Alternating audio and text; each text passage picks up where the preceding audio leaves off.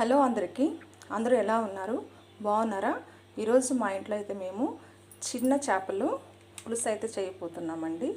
మరి ఎలా తయారు చేయాలో చూద్దామండి.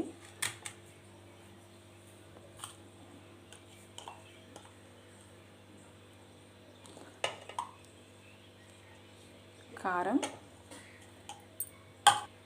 పసుపు, ఉప్పు,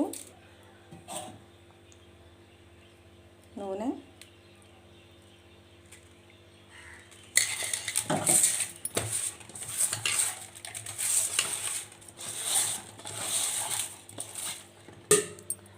టమాటాలు, చింతపండు రెండు కలిపి పిసికేస్తున్నామండి.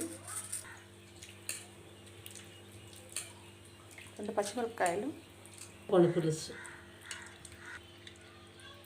చింతపండు పులుసు పోసిన తర్వాత